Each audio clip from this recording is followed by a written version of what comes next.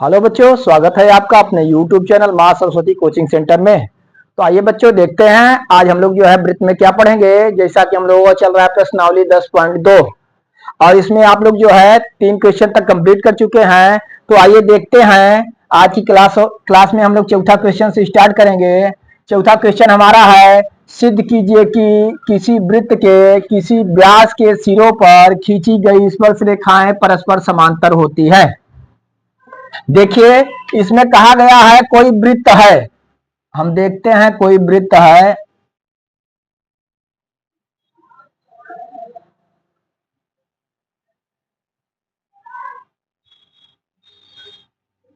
कह रहा है इसके व्यास के सिरों से, ध्यान दीजिए कोई वृत्त है, इसका केंद्र हम ले लिए क्या, ओ।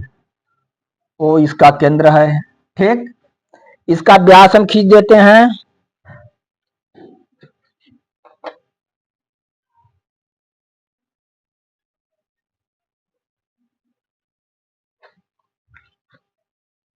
ठीक। इस तरह से देखते हैं, थोड़ा सा पूरा क्लीन नहीं बन पा रहा है।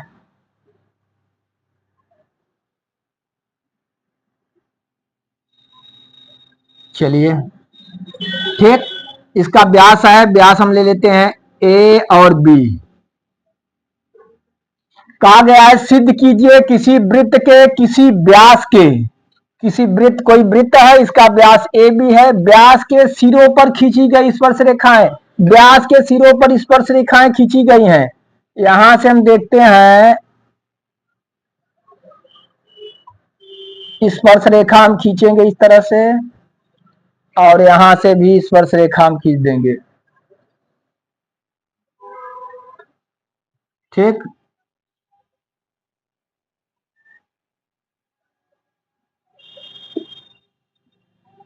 चलिए देखते हैं, मान लीजिए हम स्पर्श रेखा खींच दिए पी और क्यू, यहाँ पे आर और एस।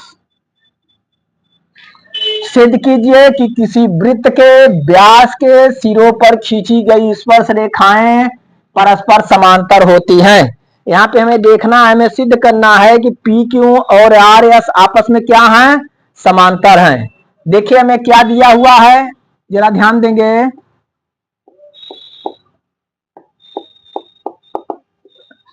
हमें दिया हुआ है वृत्त जिसका केंद्र ओ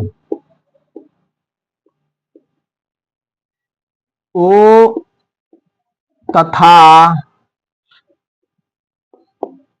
व्यास ए ओ बी, ठीक। एक वृत्त है, इसका केंद्र ओ है और इसका व्यास क्या है, ए ओ बी इसका व्यास है, ठीक ना। अच्छा, और हमें क्या दिया हुआ है, इसके सिरों से स्पर्श रेखाएं खींची गई हैं ए तथा बी से, पी क्यू तथा आर एस स्पर्श रेखाएं खींची गई हैं, ठीक। हमें क्या सिद्ध करना है, सिद्ध करना है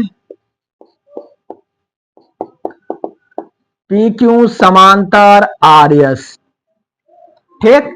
एक वृत्त है जिसका केंद्र ओ है और इसकी जो है इसका व्यास ए ओ बी है और इसके व्यास के सिरों से जो है पी क्यू तथा आर एस, ठीक ना।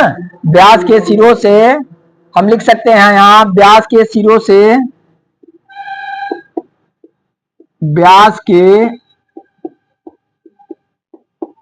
सिरों से, व्यास के सिरों से पी क्यू तथा आर एस स्पर्श रेखाएं खींची गई हैं। हमें सिद्ध करना है कि पी क्यू और आर एस आपस में क्या है, समांतर है, ठीक। चलिए तो हम देखते हैं किस तरह से हम सिद्ध करेंगे। यहां हम उत्पत्ति लिखते हैं,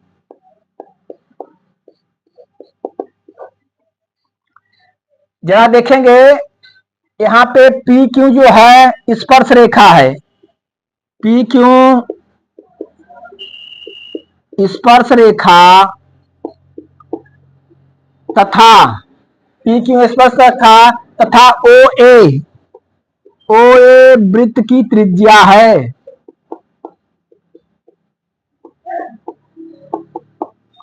PQ स्पर्श रेखा है और OA वृत्त की क्या है, त्रिज्या है। तो हम जैसा कि जानते हैं कि वृत्त की स्पर्श रेखा स्पर्श बिंदु से होकर जाने वाली त्रिज्या पर लंब होती है। किसी वृत्त की स्पर्श रेखा स्पर्श बिंदु से होकर जाने वाली त्रिज्या पर लंब होती है। यहां हम लिख सकते हैं, अच्छा, पी क्यू स्पर्श रेखा तथा ओ ए वृत्त की त्रिज्या है, अतः हम लिखेंगे, अतः कोण देखिए ओ ए पी, कोण ओ ए पी बराबर 90 अंश। ओ ए पी बराबर 90 अंश। क्यों भाई, हम लिख सकते हैं वृत्त की स्पर्श रेखा, वृत्त की स्पर्श रेखा स्पर्श बिंदु से जाने वाली त्रिज्या पर लंब होती है।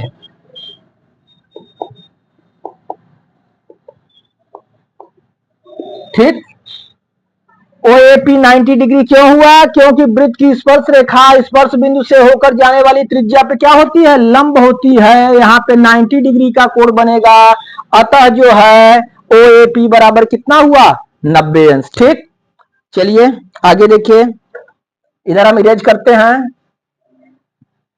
इरेज करें।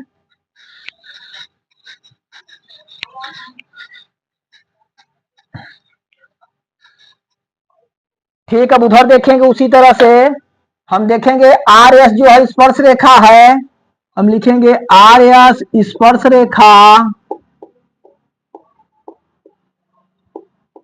तथा आर एस स्पर्श रेखा है तथा देखिए ओ भी वृत्त की क्या है, त्रिज्या है।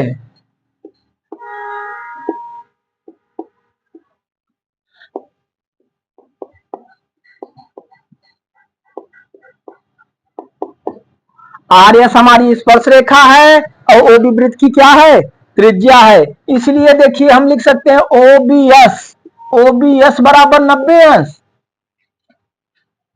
इसलिए कोण ओ बी एस बराबर 90 डिग्री। क्यों, यहां बता चुके हैं वृत्त की स्पर्श रेखा स्पर्श सॉरी वृत्त की स्पर्श रेखा स्पर्श बिंदु से,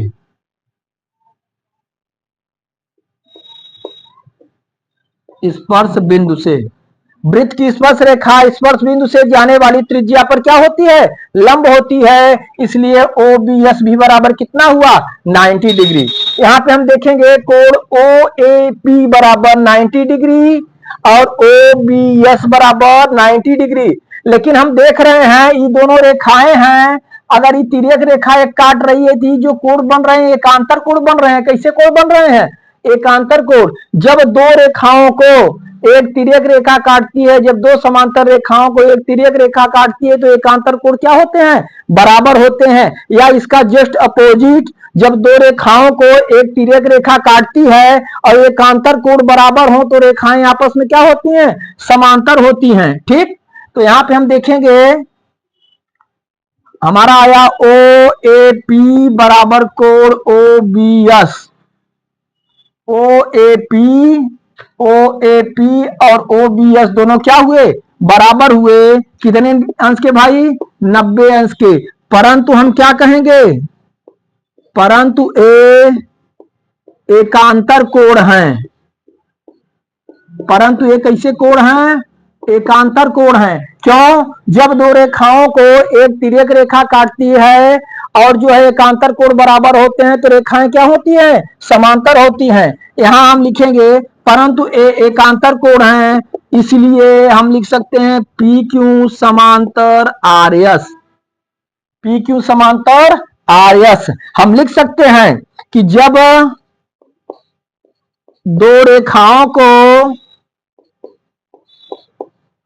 जब दो रेखाओं को एक तिर्यक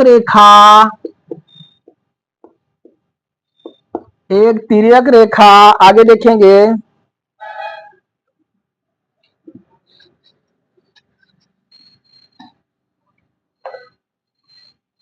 एक तिर्यक रेखा काटती है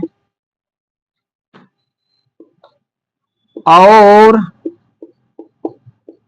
एकांतर कोण बराबर हो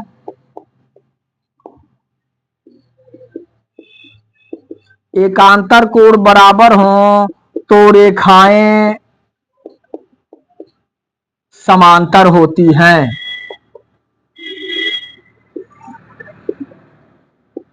रेखाएं क्या होती हैं? समांतर होती हैं। यहाँ पे हम देखें कोण ओ ए पी बराबर कोण ओ बी एस, दोनों बराबर हुए, तो दोनों बराबर हुए 90 डिग्री के, परंतु एकांतर कोण है इसलिए पी क्यू समांतर आर एस। यहां तक आप यहां तक कर सकते हैं बस, लेकिन यहां आप ये भी समझ लीजिए कि जब दो रेखाओं को एक तिर्यक रेखा काटती है और एकांतर कोण बराबर हो तो रेखाएं क्या होती हैं? समांतर होती हैं, इसलिए हम यहां लिख सकते हैं पी क्यू समांतर आर एस। इस तरह से ये हमारा क्या हुआ?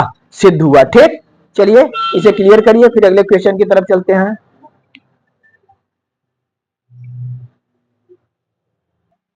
आइए बच्चों देखते हैं अगला क्वेश्चन। क्वेश्चन नंबर 5 हमारा है, सिद्ध कीजिए कि स्पर्श बिंदु से स्पर्श रेखा पे खींचा गया लंब वृत्त के केंद्र से होकर जाता है। चलिए हम देखते हैं, कोई वृत्त है,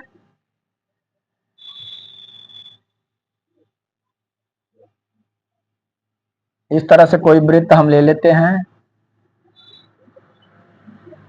अब वृत्त का केंद्र क्या है? वृत्त का केंद्र ओ। तो सिद्ध कीजिए कि स्पर्श बिंदु से स्पर्श रेखा पे खींचा गया लंब, स्पर्श बिंदु यहां कहीं है, मान लीजिए पी से हम ले लेते हैं।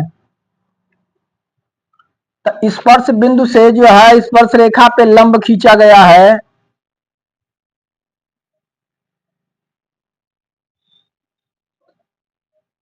स्पर्श बिंदु जो है पी है और हमारी स्पर्श रेखा ए बी है। यहां से जो है लंब खींचा गया है एक, इधर हम देखते हैं,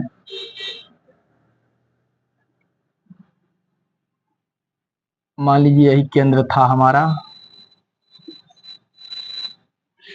देखिए कोई वृत्त है जिसका केंद्र ओ है और ये जो है स्पर्श रेखा, एक स्पर्श रेखा ए बी है जिसका जो पी पर स्पर्श कर रही है। तो यहां से हम लंब खींचे हैं, लंब खींचे हैं तो ये सिद्ध करना है हमें, जैसा कि हम जानते हैं कि स्पर्श रेखा के स्पर्श बिंदु से होकर जाने वाली त्रिज्या जो है, त्रिज्या स्पर्श रेखा पे क्या होती है? लंब होती है।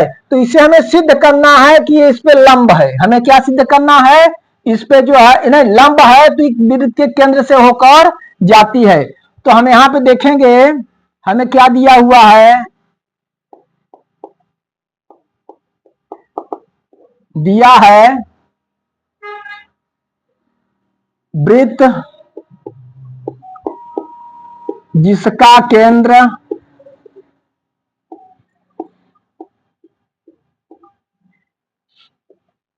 ओ है। ठीक, एक वृत्त जिसका केंद्र ओ है, स्पर्श रेखा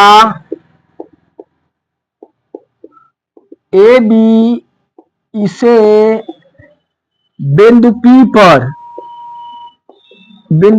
पर स्पर्श करती है।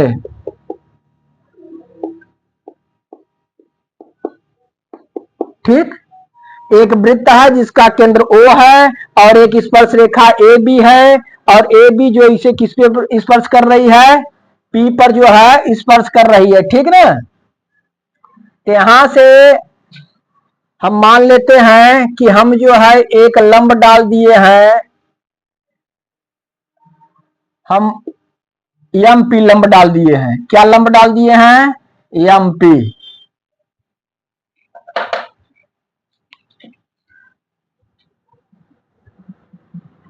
और हमें क्या दिया हुआ है? एम पी लंब है ए बी पर। एम पी जो है ए बी पर क्या है? लंब है। हमें सिद्ध करना है,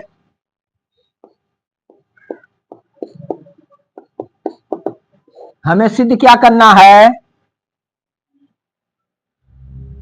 खींचा गया लंब वृत्त के केंद्र से होकर जाता है। तो हमें सिद्ध करना है कि जो MP है, MP वृत्त के केंद्र O से होकर जाता है। किससे मान लिए? क्या सिद्ध करना है कि MP जो है वृत्त के किससे होकर जा रहा है? केंद्र O से होकर जा रहा है। चलिए हम देखते हैं उत्पत्ति।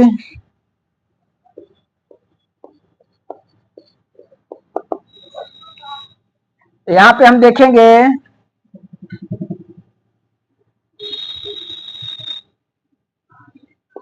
AB स्पर्श रेखा,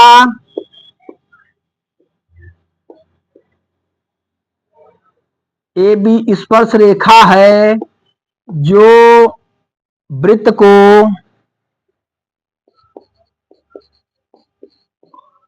P पर स्पर्श करती है।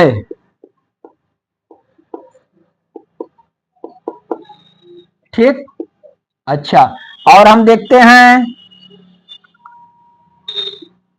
MP लंब है, MP लंब है किस पे? AB पर। अतः हम लिख सकते हैं, अतः कोण MPB बराबर कितने डिग्री का? 90 डिग्री का। क्योंकि लंब है तो कितने अंश का कोण बनेगा? 90 अंश का कोण बनेगा। ठीक, हम जानते हैं, जैसा ध्यान दीजिए कि किसी वृत्त की स्पर्श रेखा के स्पर्श बिंदु से होकर जाने वाली त्रिज्या स्पर्श रेखा पे लंब होती है। वृत्त की स्पर्श रेखा स्पर्श बिंदु से होकर जाने वाली त्रिज्या पर लंब होती है। चलिए यहां इरेज करते हैं।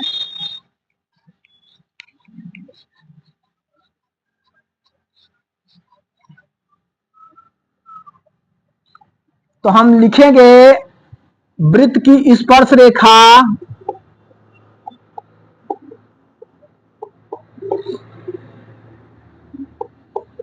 स्पर्श बिंदु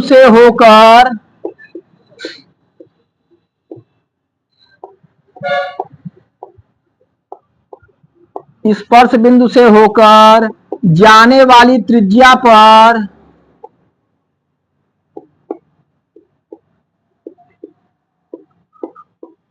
लंब होती है।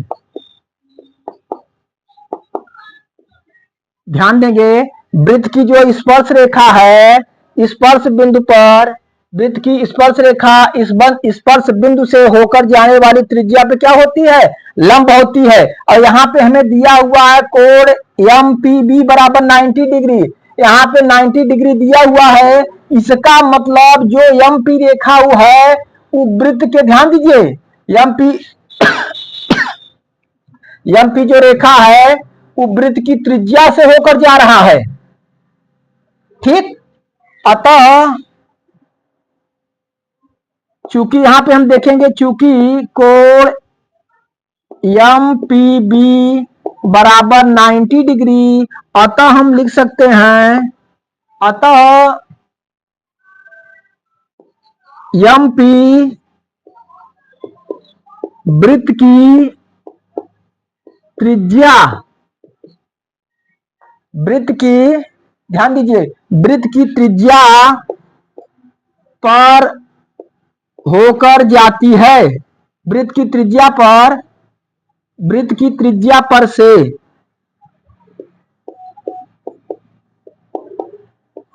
होकर जाती है। चूंकि देखिए भाई, हम जानते हैं कि वृत्त की स्पर्श रेखा स्पर्श बिंदु से होकर जाने वाली त्रिज्या पे लंब होती है। और चूंकि यहाँ MPB 90 अंश का है, इसका मतलब जो है MP वृत्त की त्रिज्या पर से होकर जा रही है।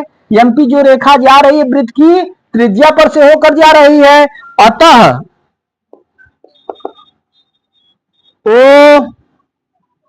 MP पर स्थित है।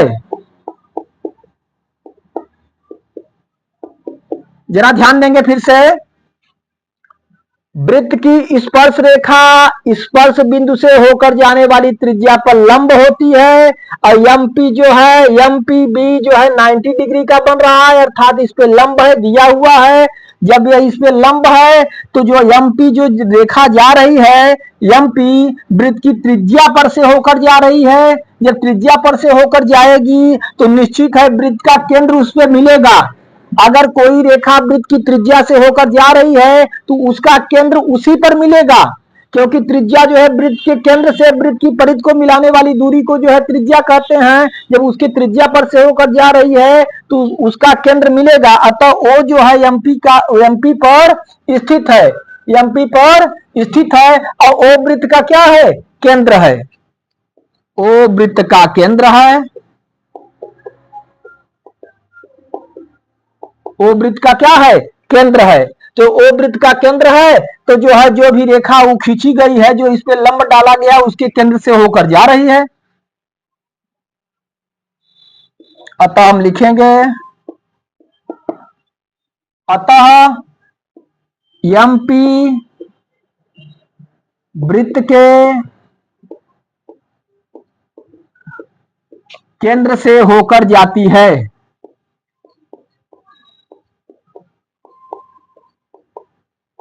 एमपी जो जा रही है वृत्त के केंद्र से होकर जा रही है।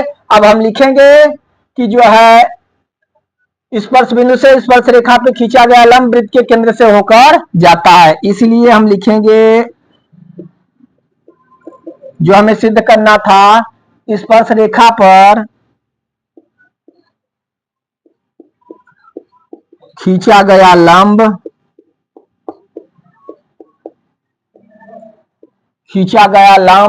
वृत्त के केंद्र से होकर जाता है।